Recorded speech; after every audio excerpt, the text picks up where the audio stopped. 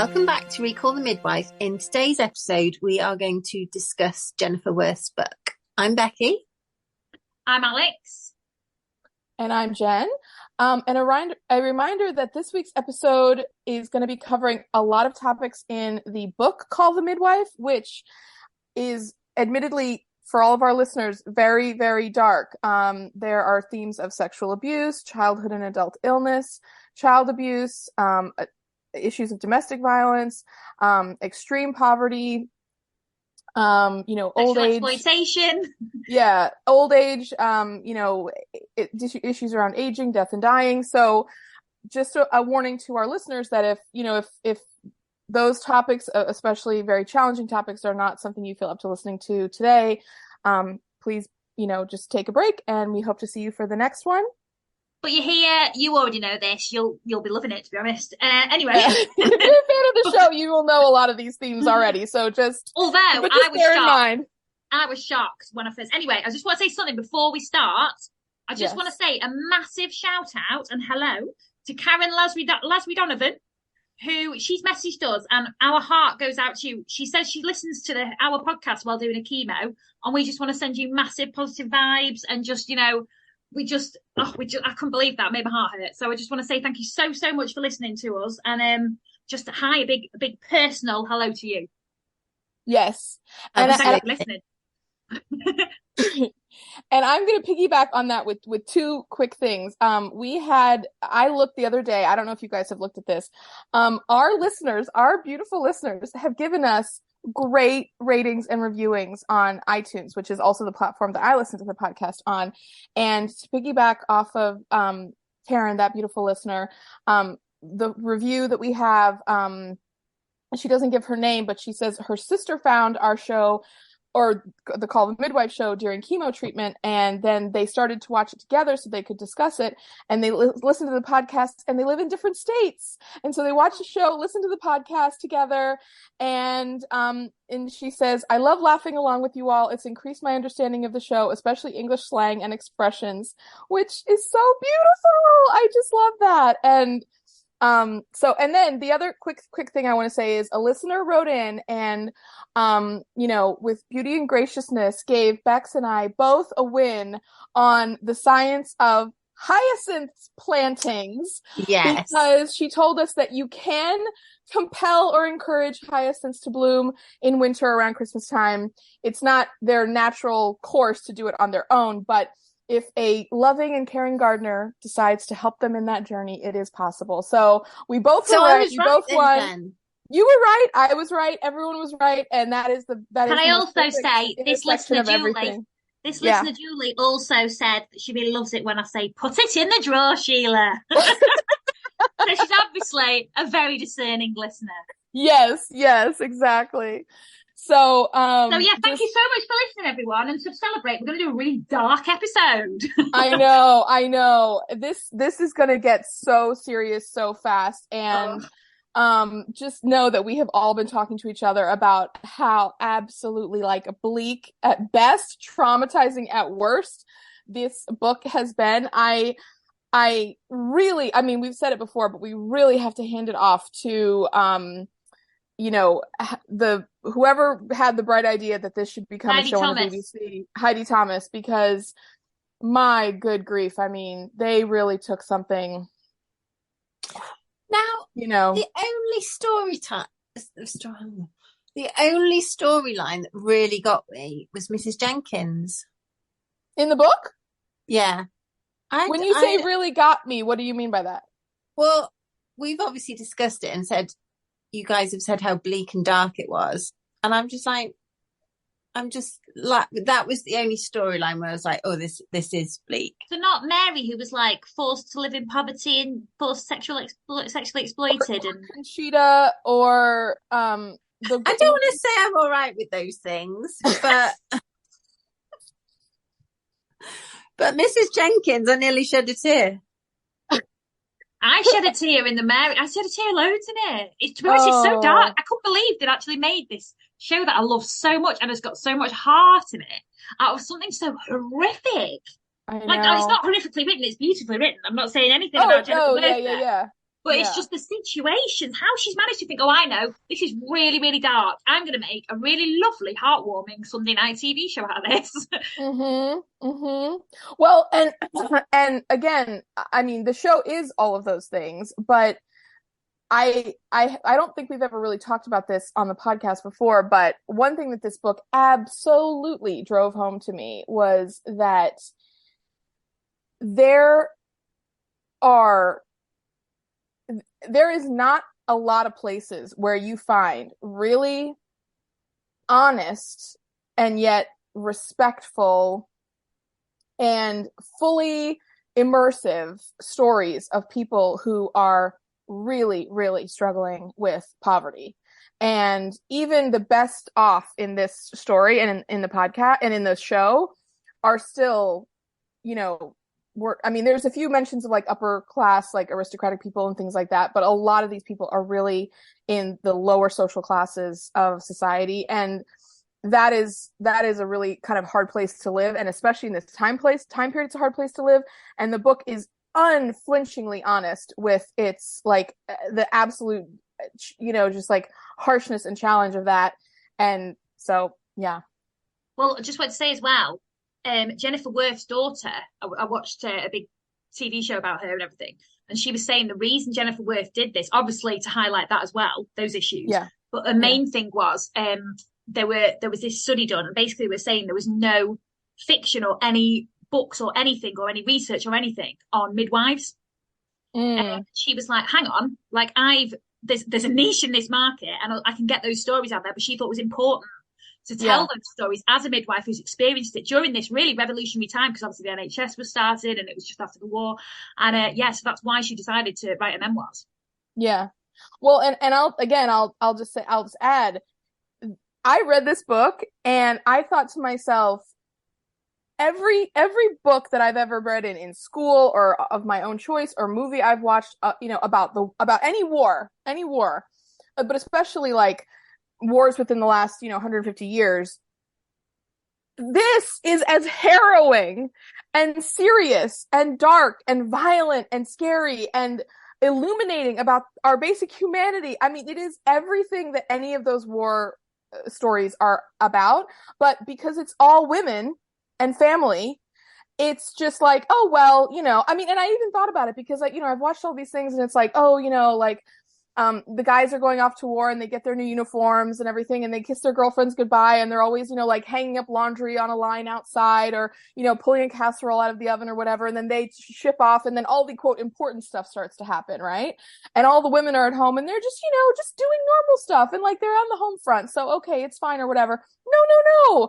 These women are dealing with this, the essence and the heart of what it means to be alive every single day in and day out. But they're also keeping people alive. They're literally having a baby. They're bringing life into the world. They're looking after and keeping their children that are already alive. They're looking after all the old people and in abject poverty and horrific conditions. Do you see the pictures in here as well? Anyway, can I just say before we start actually going into the book, I was really nervous about this. I felt like I was doing my GCSE. Because the last time I did anything where I prepared a book like this was an Inspector Calls and To Kill a Mockingbird from my GCSEs. And I did To Kill a Mockingbird. Yeah, that's a great American novel, yeah. I got A*, it was fine. But the point is, I was not prepared. I'm more prepared today than I was for them. So well, there you go. An A* episode, everyone. It shows. Here, just to highlight this one point before we go to bed. Sorry, before we get going with the podcast. So there's a podcast apologies. There is a chapter in the book on eclampsia, which we saw a few characters in the series already deal with. Remember Mrs. Jones, Margaret Jones, her and her husband, they kind of had an age gap. She died of eclampsia. Okay. So this chapter is kind of the real story of Margaret Jones and then another woman as well, and they different versions of eclampsia that they have and kind of how they're treated and everything. And she says, preeclampsia and eclampsia are still leading causes of maternal and perinatal mortality in the UK, in spite of modern antenatal care. What befell the women with preeclampsia when there was no antenatal care? It does not take a great deal of imagination to answer that one, yet doctors who advocated the study of and provision for proper antenatal care were regarded 100 years ago as eccentrics and time wasters. The same attitude poured scorn on the idea of a structured and regulated training for midwives. Let those of us who have borne children thank God that those days are now past. Amen. I mean, and who bears children? Half of the population, okay? Roughly half. So if you think about the minimization of that amount of people, not even 100 years ago, I don't know. I'm just, okay. 3 words, ladies. Down. No, 4. I'm tired. Down with the patriarchy. That's our new podcast title. Down with the patriarchy. Yes, now, exactly. I was very harsh about the Margaret Jones storyline when in Call the Midwife, if we'll think back. But actually, in the book, I was like, oh, this is actually a very yeah. Oh, it's really tough. It's really tough. Okay, so we chatted about this. We're gonna have a little bit of structure. So something we thought we would do is kind of touch on some of the characters in the book, and then especially how they also transferred over to the show. And Bex, you said the first one you wanted to chat about is Ted and Winnie, the real life Ted and Winnie. Because just because Ted and Winnie actually existed, and actually their story was very similar to how it played out on the show. Yeah. So I was just like, thank God for Ted. Oh, said it thank before, God. I'll say it again. Yeah. So, so you guys, okay. So, well, wait. Did you want to say more about Ted and Winnie? Well, no. Well, for people who just can't remember Ted and Winnie, Winnie basically married an older man. When after her husband ran off, he was widowed. Yeah. She was white, he was white, and basically she had a black baby, and it wasn't his. And there was this whole story from her saying that she didn't quite love him at first, but then she realised how much she loved him, and he's a really kind man, and now she's terrified of him leaving her. And then once she had a baby, who was gorgeous, might I add, Ted was just like, I love him. And he could see that it probably wasn't his child, but the doctors were like, Dr. Tony was like, can he actually see that it's not his child? Like, it was blinded by love, and it was all this discourse on that. But it was based on a true story. She did have an affair with someone just for one night stand, but then then they were a family. They stayed a family. Gorgeous. And actually, the book goes further into the child's childhood, and talks about how Ted would pick him up from school, and it just was heartwarming. It was. So I've underlined a lot of this chapter because I felt the exact same way as you. So, just 2 things about their life. When Ted was young, he had prudently taken out an insurance policy that matured when he was 60. He now did not have to go out to work ever again. Winnie, on the other hand, did not want to give up the paper shop. So by the time they got together, he was that old and she was in her like early mid-40s. Winnie was 44 when her period stopped. She thought it was the menopause. She felt a bit odd, but her mother told her all women feel a bit funny during the change and not to worry. Blah, blah, blah. She starts to gain weight. She has a bump on her tummy. They feel it. Ted's wife passed away from cancer. So he was very anxious about any kind of hard lumps that he felt. And so they got to the doctor, found out she was pregnant. And then all of a sudden, oh my goodness, Ted is so excited. Well, can I just say in the actual TV show as well, she was 41. Do you remember? Yeah. We all talked about it. Yeah. Because it was the same age. Yeah, exactly. Why they've shaved off 3 years to make us feel old, I don't know. Who knows? But then, so Jennifer Worth says, Ted did all of this stuff to help them when they came and everything, but then he was going to get ushered out, because the baby was going to be born. And she says, I looked at his library books. Grantley Dick reads Natural Childbirth, Margaret Miles Midwifery, The New Baby, Positive Parents, The Growing Child, From Birth to Teens. He'd been doing his homework. So that was real. He was reading all of these baby books. It was so sweet. Which, let's be honest, in the 50s, very unusual. Yeah. Oh, and completely unheard of. Yeah. So the scene where Ted comes in, sees the newborn, realizes that he's black, and then just completely doesn't even comment on it and overlooks it and says how beautiful he is. That's real. I won't read this whole scene, but it ends the book. He says, well, I don't reckon to know much about babies, but I can see as this is how the most beautiful in the world. What's we going to call him, love? And then they say, okay, let's call him Edward. And just a word. So he had no inhibitions about waiting outside the school gates, along with the young mothers nearly half a century his junior. He took him down to the docks. He was doing all this wonderful stuff as the kid was growing older. And there's a real role reversal because Ted really raises his little Ted. Mm-hmm. Mm-hmm. Do you know what gets me about this whole thing, though? Like, not just the book, but also the TV show. Like, because obviously it's based on real people. But, like, how old will little Ted be now? Like 75, 80? Like, it's... No, not that old. He would probably 70? be like 60. No, he won't be. He was born in 50. Well, my mom was born in 48 and she's 74, so he won't be that old. Why am I so bad at maths? Well, he'll be late 60s, won't he? Late 60s, early 70s, we'll say. Yeah, or late 60s. Yeah, but like, that's mad. It's just mad. I know. That's what blows my mind. I mean, this time period is before the civil rights movement in America. So, I mean, you can only even imagine. Then they're still alive. It just blows my mind. I know. Well, I thought about this earlier. This whole book happened less than 100 years ago, like way less than 100 years ago. And it's still so vastly different than our well, my parents were born in 1950 and 51, so yeah. Yeah. Oh, it's wild. It's wild. Now, can we just talk briefly about some of the other mixed race family experiences here? Because Jennifer Worth does something where she has 3 chapters, each titled Of Mixed Descent, and then she has 1, 2, and 3. And the third chapter is about Ted and Winnie, which is ostensibly the happiest ending of all 3 of them. Yeah, I can see why she ended on that one. Oh, she gave us one at least break from the horror. But anyways, so the second story is about Cyril and Doris, which is also covered in the show. And they're the couple where Doris is the hairdresser and she has the black baby, and Cyril is an abusive husband. And so they do not keep the baby in the family. And she never saw the baby again. Yeah, and in the book, it's the same thing. Cyril comes in, he's extremely upset. He's going to be violent towards a child, and the curate takes him away, and then his mother never sees the baby again. So that's a very, very sad one. So we'll just kind of leave that one there. But then, girls, did we read the chapter right before that with Bella and Tom? Bella and Tom? And that one never made it into the show. No, it didn't. Well, no. You say that, but there were 2 characters there was another character called Bella and Tom, but they were completely different storyline. Like, he just went off to university and she stayed at home. She thought she was pregnant, then wasn't. So they kind of adapted that storyline. Right. But we haven't seen that in the show yet. Oh yeah, we haven't where we're up to, but I have. So no. Yeah, well, we've all seen it, but we haven't talked about that one yet. Yeah. Exactly. This story is hilarious. It's not hilarious. I apologize. It's not hilarious. But basically, this is a family where they actually have a lot of means. They have a really, really wonderful wedding. These 2 kids are in love. They get married in their early 20s. Beautiful, all that. Jenny makes a bunch of notes about they're both very white, pale white people. And they have wall-to-wall carpet.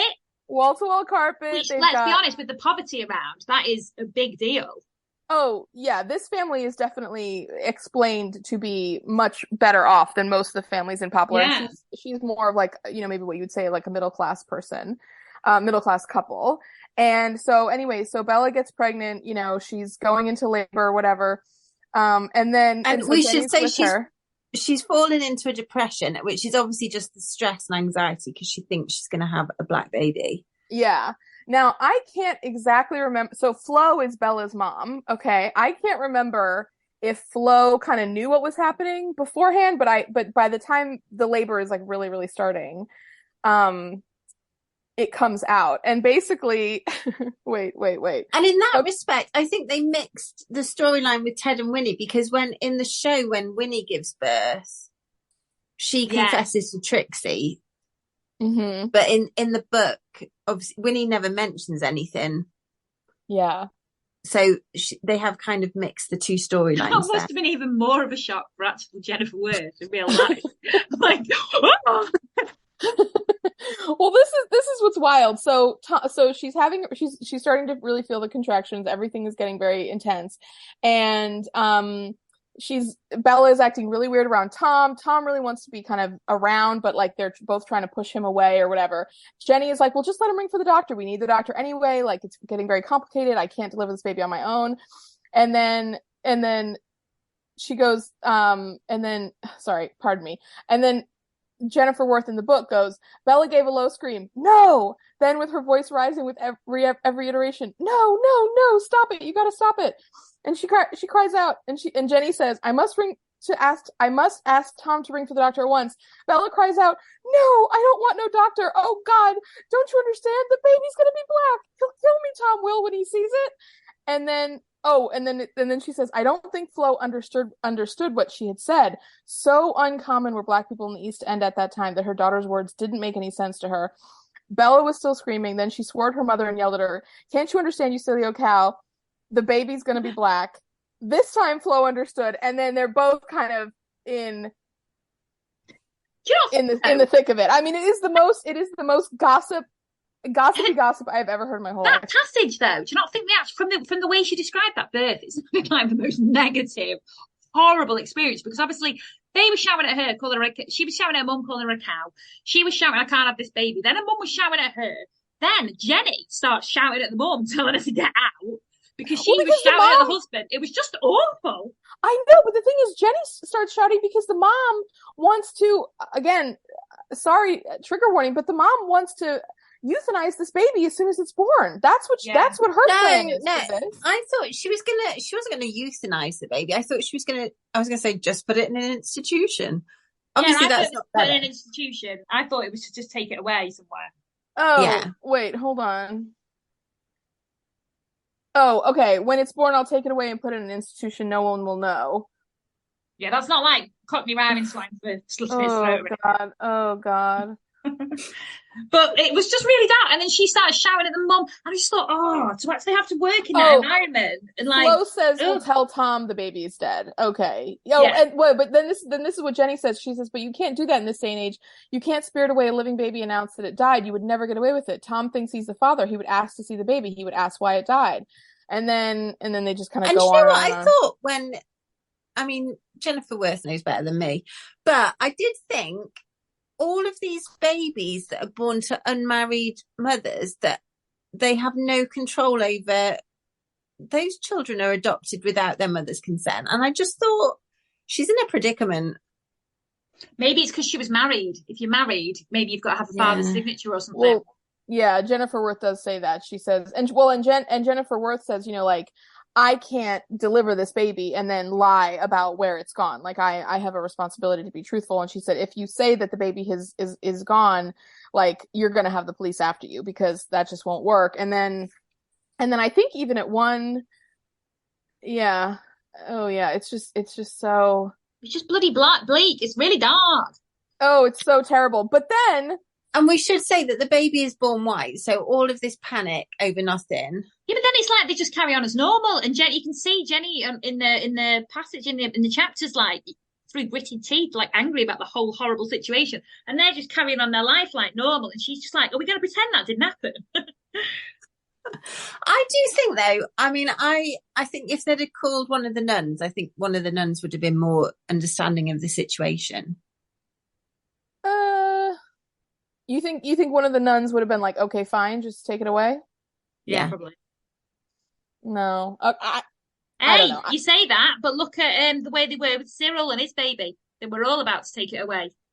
No, that was totally different, because both parents knew what was going on. No, they didn't. Cyril didn't know what was going on. We're talking about the show now. Or in the book? Oh, in the show. Oh, I thought there was a line in the show where Cyril says, like, when I get back here, that child better not be here. It is at the end, but if you remember beforehand, they had an interview with a charity to get rid of the baby. Yeah, they were, but that's the show, not the book. Yeah, true. I'm getting so it's a little different. But just, I love Jenny's line. I still think, knowing what I know of the nuns, they would have been very understanding of the situation. They kicked it like a football out of Poplar. Okay, I just will say there's a difference between working with your client in their best interest and like within the confines of your service, and also like being like understanding and like accepting and condoning things that are happening. You know what I mean? Like I will at least say that as a little bit of a distinction. But Jenny says, the Jennifer Worth in the book, she says, I was the only person outside the family to know, and until this moment, I have never told a soul. And I really hope. Do you know when I was reading it? I really hoped that this was like someone was identifying with it and being like, hang on, this sounds like my family. No. Oh my goodness. Yeah, I literally wrote "Spill the tea, Jenny," because I was just like, oh my God, you are like really telling some stories in this one. Okay, so next, we're gonna go to Chummy, unless anyone has anything Well, left. no, I want to go to Mary really quick because I want to do a seamless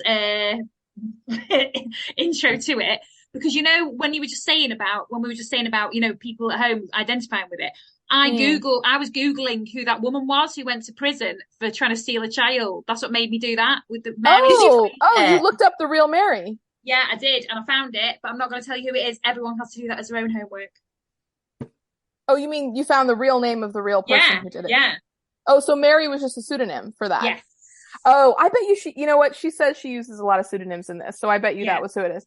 Well, do you want to talk about Mary now, and then we'll do kind of a lighthearted couple of people after that? Yeah. Oh, Mary. Oh, God. Oh, Mary. Mary. Well, I'm really squeamish anyway, and there's the situations that she got into, it was absolutely heartbreaking. She was 15. Like, I'm 41 and I couldn't cope with that. Like, it was absolutely horrific. You wouldn't recover. You wouldn't recover. What, such a vulnerable girl, and to be brought in like that night where they say where she met Zakiya, and then she went to the cafe and he gave her wine. She said it tasted awful, but she felt really fuzzy headed. Wait. Let's just rewind for a quick minute. Okay, so the Mary chapter starts. I'm just turning to it really quickly here. And the thing about Mary, Jenny gives her the context of her life. Because the thing is, Zakiya is not even the beginning of her story. Basically, no. She's a young Irish girl who is living in extreme poverty in Ireland. Her parents are together, but her father passes away or is gone for some reason. Her mother falls into drugs, and then their family kind of goes downwards from there. There's a stepfather, not that they get married, I don't think, but a mother's boyfriend who comes into the home, begins abusing Mary sexually, which is terrible. Also is very abusive to her mother as well, so that's also terrible. Mary flees in an effort to get away from that, understandably. She finds out that she can go to London if she has just like X amount of, like a small amount to get on the boat. Well, she said it was like Dick Whittington. Like, she read about it, and like, how childlike is that? Yeah, like she's just like, oh, I'm going to flee to London town, and then the streets will pave with gold, and everything will be great from there. So she gets to the docks when the boat lands, not in London, still kind of far away. A very nice, actually nice man who's driving a lorry into the city gives her a ride, and he like buys her a meal. He's very, very sweet to her. He like doesn't really, he's like, where do you want me to drop you off? She's like, oh, anywhere is fine, kind of thing. Well, he drops her off. She kind of goes hungry, sleeps at a church doorwell, like is kind of wandering for a few days. And then that's when she was used to that. She's like used to like setting up bedding. Oh. Yeah, I mean, she's really, really in a very, very sad, dark place here. Then meets Zakiya through just the unfortunateness of bad luck, basically. He starts talking to her. He buys her a hot meal. He's really nice to her. And then at the end of the hot meal, I have it right here, and I literally wrote it down. Wait, I know you all can hear me flipping my pages. I literally wrote groomer at the end of this chapter because he goes, he says, we must get going. What will your mother think, you being out with a stranger all this time? And she said, me mam's a long way off in Ireland. Well, your dad then. My dad's dead. You poor little thing. I suppose you're living here with an auntie in London? He stroked my cheek again when he said, you poor little thing, and I thought I would melt with happiness, so I snuggled up in his arms and told him the whole story. But I didn't tell him about my mother's man and what he'd done to me because I was ashamed, and I didn't want him to think badly of me. He didn't say anything. Then he said, poor little Mary, what are we going to do with you? I can't leave you here by the cuts all night. I feel responsible for you now. I think you'd better come back with me to my uncle's place. It's a nice cafe. My uncle is very kind. We can have a good meal, and then we can plan your future. And I just was like, if that is not the classic story, it's not exactly like, like a trafficked situation, but it's very, very close. And see, the part that got me, because obviously I started at the Zakiya bit, because obviously that bit, it's not like I'm like, oh, that was lovely, that part where she had a horrible, impoverished childhood and was really no. But the Zakiya chapter was so graphic, so graphic, like it knocked me sick, and I was, I just like, how have they managed to make something nice out of this whole, like obviously that storyline on the show was heartbreaking. But there's a scene where she basically watches, she doesn't realise she's in a brothel, basically, does she? But it's called the cafe. Which doesn't realise. Yeah, so she gets wine, and then he's like, oh, watch the show. And it's this woman, basically, how can I word this for a podcast? Well, it's a striptease kind of show performance. You know, she's like a stripper to start with in her act, That men and then pay to perform sexual acts with yeah, her, yeah, basically. in front of everyone, and everyone's all there. It's just so Oh, dark and so terrifying for this 15-year-old, but she's literally got nowhere else to go. Oh, she doesn't understand I know she doesn't really understand what she's looking at. She says in that scene that, you know, she like figured it out because she saw the men having sex with the performer.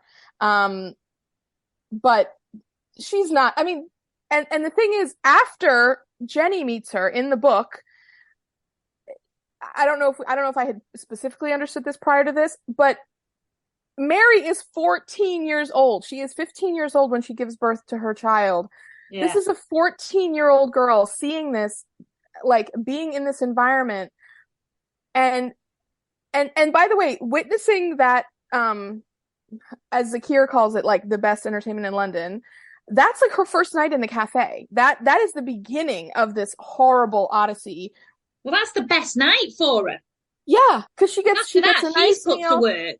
Yeah, and I mean, oh my God, oh, it's just so dark. Yeah, but so Zakir is really kind to her, whatever. He sees, the thing is, other women come up to Zakir in the cafe that night with Mary, and he is like pushing them away, shoving them away, punching them, yelling at them. He's really horrible to them. And Mary's like, oh, you know, like they must all be like horrible women. Like, he's so nice to me, he would never do that to me. She's completely sold on this man being her savior. And then he dumps her in the brothel, and basically the uncle is in charge of her.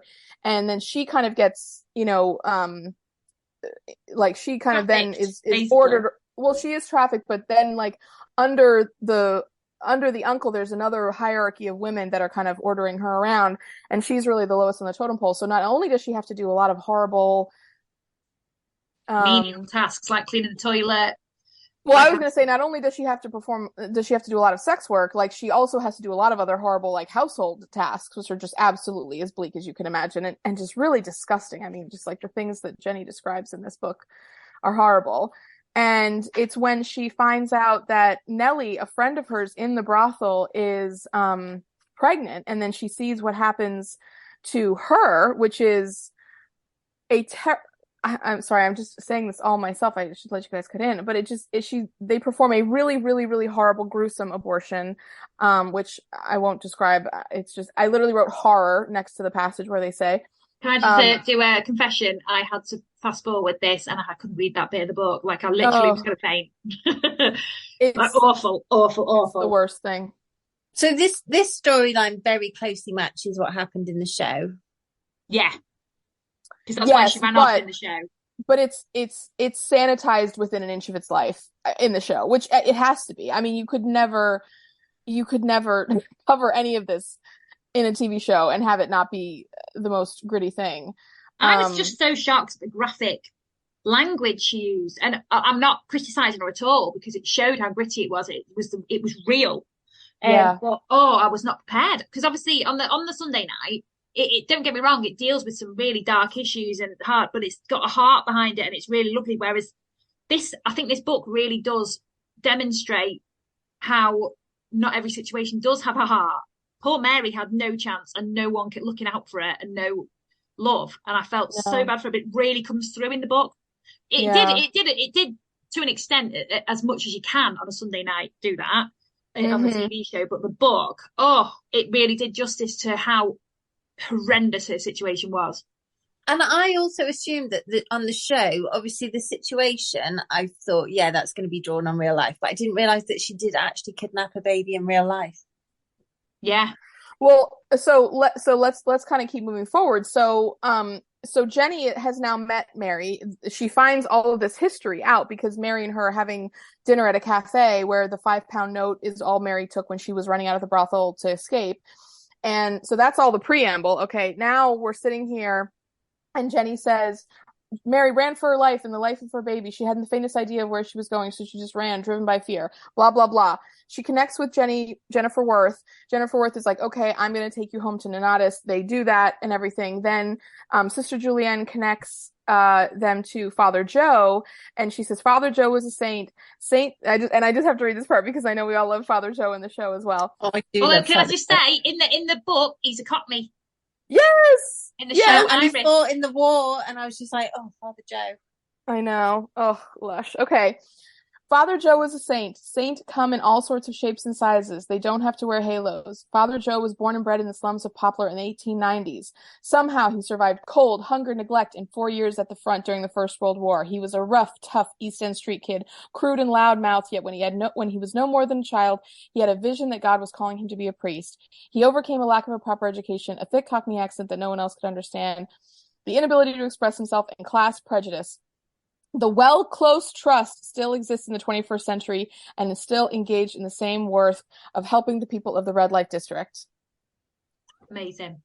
Okay, so meets Father Joe, but the thing is, Mary is in right by Cable Street. So as her pregnancy is going on, they're afraid that she's going to get discovered and then get sucked back in. So then she gets transferred to a home for mothers giving birth in, where is it, Kent? Sorry, it doesn't matter where. Yeah. It doesn't matter where. Anyways, but she goes up there. She has the baby. Jenny's been in touch with her, whatever, like that. And then Jenny gets a postcard from Mary, and she says, my baby's gone. So she goes back up to visit, and they basically have a very similar scene to the one that happens in the show, where Jenny is like, finds out that Mary's baby has been adopted kind of without her knowledge, given to a family. And it was a nun. It was actually a nun in the TV show. It was Father Joe who was going on about it, but it was actually a nun in this one. Yeah, in the show they kind of just amalgamated the two characters. Yeah. But I will say it was a heartbreaking scene in the book because because Jenny goes into the Reverend Mother thinking, oh, I'm going to advocate, I'm going to say, this and this has to happen and, get Mary her baby back. And the Reverend Mother is like, no, that's really not how this works. And then she kind of goes through and says, consent isn't necessary to give the child away because Mary is only 15 years old. And she said, it makes no difference. She is still legally a child and consent is neither valid nor invalid. And then she basically says, we did all we can to trace Mary's family. I mean, she goes on in detail about that. And then Jenny says, oh, but it'll kill her. And she says, well, I know, but this was a really sad thing. She says, you are young, my dear, and full of righteous indignation, which our Lord loves, but you must understand that it is very, very rare for a prostitute to leave the trade. It is too easy to make money. A girl is hard up and the opportunity is always there. Why slave away all day in a factory for 5 shillings when you can earn 10 or 15 shillings in half an hour? We know from experience that few things are more damaging to a growing child than to watch mother working on the streets. It just so sad, but and that's kind of what Joe says to Jenny in the show as well. But then they fast forward, and yes. And in another chapter, basically it was said that she was married Jennifer Worth by then. She wasn't Jenny Lee anymore, and she had 2 daughters of her own. And she saw that in Liverpool, she stole a baby, and it was on the news. And she saw it was her, and she was like, "Should I go up and speak to her?" And she was like, "Well, what actual good will that do? I'll just be leaving my children with that. It's a long journey up and all that." So, so she went to prison in Manchester. I mean, it was. I will say this was a moment of real. I wrote this was very honest. She says, circumstances bring people together and take them apart. One cannot keep up with everyone in a lifetime. In any event, was there any true friendship between myself and Mary? Probably not. It was mainly a friendship of dependence on her part, with pity, and I am almost ashamed to confess it, curiosity on my part. I thought, I mean, I really appreciated her candor. It was not easy to read that, but also professional duty as well. Yeah. Oh gosh, yeah. That one was a really tough story, and was so much worse than the show, which was dark anyway. Right, next one. Okay, so let's go to Chummy first, and then we'll do Jimmy. You girls know I have to talk about Jimmy in this. I don't want to talk about Jimmy. I'm not even kidding. We have to just say a few words about it, and actually, it's not even that I do anything. We've talked about him enough. No, it's not even that I want to talk about him that much. There's actually another scene. Okay. Well, anyways, we'll get to that in a minute. So Chummy. Okay. So here's my thing with Jennifer Worth, and I'll just do this first part quickly before I get to Chummy. The thing I have felt so often in listening and reading to this book is that Jennifer Worth is like your grandma. You love her so much, you respect her so much, but she also says things that absolutely make your teeth rattle because of how like outdated and rude and honestly a lot of ways absolutely so offensive it is that she still talks that way, but she's like from another time, and again, like I said, you love her, you respect her so much, so you kind of try to let it pass. But you still slug her up. Well, I'm going to, so yeah, definitely. Okay, so so there's a chapter called Chummy. I was like, oh, I'm so excited. Chummy's one of my favorite characters. I really identify so strongly with Chummy in so many ways. And I this chapter absolutely blew my mind, and it made me so angry with Jennifer Worth. I thought this was one of the most offensive chapters. Like, it was so frustrating. Okay, I've highlighted a bunch of things. The first time I saw Camilla Fortescue Chumley Brown, just call me Chummy, I thought it was a bloke in drag. 6'2" tall with shoulders like a front row forward and size 11 feet. Her parents had spent a fortune trying to make her more feminine, but to no effect. Okay? This giant in skirts entered. Okay? I thought that was just her using like poetic license just to make it even just a bit more dramatic. No, it's absolutely so rude to describe someone like that. Okay. I'm not saying it's nice. Well, yeah, I mean it's descriptive, but yeah, it's still rude as hell. Okay, then this is what really breaks my heart, okay? She goes, oh, I skipped a page. Oh, there was a lot more to say. Okay. Strangely enough, for all her massive size, her voice was soft and sweet. In fact, during the time that I knew her, I realized that everything about Chummy was soft and sweet. Despite her appearance, there was nothing butch about her. She had the nature of a gentle, artless young girl, diffident and shy. She was also pathetically eager to be liked. I was like, okay. Now, she explains why she wanted to be liked, but it's like, wow, just throw her a bone there, Jenny. Okay. Then she goes, her great size and angular shape emphasized the petite charm of the queen and the exquisite beauty of the two princesses, Elizabeth and Margaret. That was a description when they saw the picture of Chummy at her like presentation at Buckingham Palace. Yeah. With me. Okay, then she goes, after the debutante bit came a year at the Cordon Bleu School, which took a small number of select young ladies on a residential basis. Chummy learned all the arts of the perfect hostess in blah, blah, blah, but remained ungainly, awkward, oversized, and generally unsuited to hostessing in any society. So then she did needlework. Then she did machining work like sewing and everything else. While all the other girls herringboned and feather-stitched and chatted happily or sadly of their boyfriends and lovers, Chummy, liked by all but loved by none, remained silent, always the odd chum out. Then, okay, finally she finds nursing, thank God. She says, she enrolled in the nursing school. She was amazing at it. She adored the work. Patients loved her. She was confident. She was competent. She knew where she could be. Patients loved her. Senior staff respected her. Junior staff admired her. And then she says, in spite of her great size, she was gentle with an intuitive understanding of patients, especially the very old, very sick or dying. Okay, love. Okay, great. But then she's got to tear this woman back down because she goes, okay, so Chummy's working in the hospital and it's filled with like young male doctors and everything like that. So she's talking about, how like all the nurses. This made me sad. Oh, just don't even get me started. Okay, so she goes, of course, young doctors and medical students, 90% of whom were male and always on the lookout for a pretty nurse, made fun of her and passed crude jokes about the difficulty of mounting a cart horse and which of them had the organ of a stallion suited to do the job. Freshmen were told of the ravishingly lovely nurse on North Ward with whom it would be possible to fix a blind date, but they fled in horror when the blindness was given sight, vowing vengeance upon the jokers. Fortunately, such stories of pranks never reached Chummy's ears and passed straight over her head unnoticed. Had she been informed, it is very likely that she would just not have understood and would have beamed amiably at her tormentors, shaming them with her innocence. In no world is unbelieving unbelievable condescension, rudeness, horror of that passage absolutely You stopped two me don't want cold to in my read my tracks. memoirs.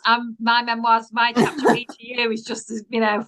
But I have to say, like, I mean, I don't want to be mean about Jennifer Worth, but when when Call the Midwife, the series starts, and when the book starts, she says how beautiful she is and the fact that she could have been a model. Yeah, and that's literally and how I the book just starts. So she's clearly, I don't know, she's a bit, full of herself, absolutely full of herself, and thinks she's such hot stuff. Yeah. Well, hang on. Yeah. Well, I don't know. I don't want to be slagging her off. Like, we absolutely love her stuff. Like, we've literally done a podcast to a book. Like, let's calm it down. Yeah, we can calm it down, but the fact of, listen, I'm not saying, look, however Jennifer Worth looks is whatever she looks like. It doesn't matter. But just like, it was just so. And I think it was poetic license to ham it up, to dramatize it more, to make it more. Yeah, but put yourself in this. If you're like, oh, I worked with Jennifer Worth in the 50s, I'm going to read a book, and then you start reading it as a 6'2" former midwife. That's what I'm saying to you. Don't read my book about you two. So I won't, because I still want to be friends with you. I just have to say this because, like, look, you know, I mean, I'm not chummy or whatever like that. I know we're very different people and everything, but and regardless of whether I had identified with her personally or not, having certain life experiences that I've had, like, just reading that part about, you know, like how horribly people are treating her, especially behind her back, and then just assuming that she doesn't know. I thought, no, people know how. I think it's embellished, highly embellished. So I don't think that's how she really thought of her or saw it. I think she just got into the swing of writing and it was very embellished. No, I don't think you can say that, because how can you say that the storylines where she's portraying how bleak it is? Maybe that's embellished. Maybe she's a big liar. You can't say that she's really telling the truth of how gritty a situation it was, but then when it comes to Chummy, she's embellishing. Yes. I know, but I just don't know why you'd be like that about a friend. I don't know. I just think it's so, just the whole thing. I mean, even this chapter, it's like, oh, you know, when she's learning how to ride the bike and like all of that kind of stuff, she's so rude and everything. Well, and like, on this note, do you think that Miranda Hart, when she agreed to take the role, do you think she read this and was like, oh? Or do you think she just read the script? Well, here's what I was going to say. I think that when Heidi, tell me your last name again. Thomas. When Heidi Thomas read this book and was like putting together the cast of characters for, you know, the show and everything, that the Chummy character, you know, she wanted to include. And I think Heidi Thomas, in her love and compassion and sweetness, created a very different Chummy who had a lot of these characteristics, but with a much more respectful and loving, like, light shown on them. Yeah. And then gave her justice by giving her the storyline that she gives to Chummy. I mean, Chummy gets the first real love story of the book. She gets, you know, like all this exposition with her mother to kind of resolve all these issues and everything. She becomes a mother herself. She becomes, you know, really powerful in the community, you know, working for all of these causes and everything. Chummy gets revenge. Well, I think if Chummy gets justice. If Miranda Hart is anything like Jen, she totally read the books, do her research. If Miranda Hart is anything like me, she just read the script. Yeah, exactly. Also, can I just say, Julie Coates, one of our followers on Facebook, has written about talking about characters and actors. She says she found the physical description of Fred fascinating. I did too. Like, no human in existence ever looks like that with no teeth. I totally agree. Before we move off Chummy, can we just say, so on the show, obviously when Chummy has her romance with Peter, so in the book, when she's learning to ride the bike and she crashes into Peter, that does happen in real life. But obviously in the show, she goes on to have a romance with Peter because he's the police officer that she crashes into. Yeah. But I think Heidi Thomas has read Jennifer Worth's description and thought, this is mean and cruel. Yes. So obviously when Chummy is talking about how, like, for the first time she feels like someone's truly seen her. I think that's Heidi Thomas being like, just for me. I completely agree. Well, yeah, in the actual book, it's Cynthia who's more of a hit with the policeman. Yeah. Well, and Cynthia's description is incredibly wild. I know, it's so different. Yeah, she's got a slow, sexy voice that like kicks in everyone who she talks to. Yeah. She's a bit more like Cynthia. Yeah. Cynthia is also a hit with Jimmy's friends. Oh yeah, she is. Oh well, we're gonna get there in just a second. Wait, hang on. I just want to say this point about Julie Coates said about it would have been difficult to find an actor that looked like that. And I was just thinking about Fred. Do you think Fred, that Cliff Parisi, the guy who plays Fred, do you think he was like, hang on, they're getting me playing a toothless man with a with a pot belly, skew with eyes, like. Well, here, let me read this description, okay? And before you read the description, let's remind the viewers that if I could be any character, it would be Fred. Actually, now she's saying the description, that makes more sense. Okay, I know you all don't know what Becky looks like, but just listen to what I'm about to say and you'll get a really good picture, okay?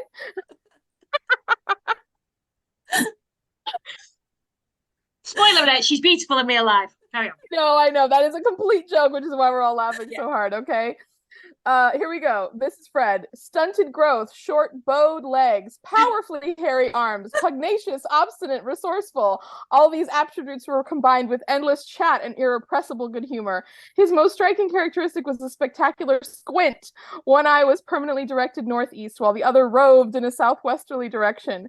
If you add to this the single yellow tooth jutting from his upper jaw, which he generally held over his lower lip and sucked, you would not say he was a beautiful specimen of manhood. However, so delightful was his optimism, good humor, and artless self-confidence that the sisters held him in great affection and leaned on him heavily for all practical matters. Amazing. I know, just so perfect. Eyes going akimbo, a tooth here, I mean, just, it's great. It's just so great. I mean, it makes the guy who plays Fred on the show sound like Paul Newman. You know what I mean? Like an absolute.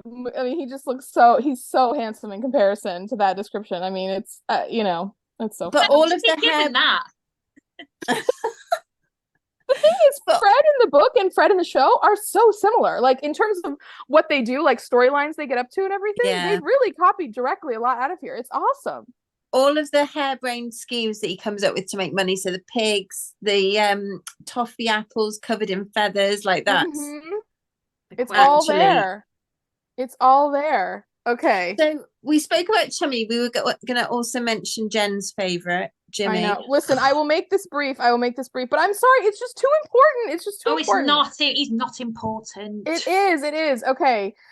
Again, Jennifer Worth. I just have to roast her. Okay. This is actually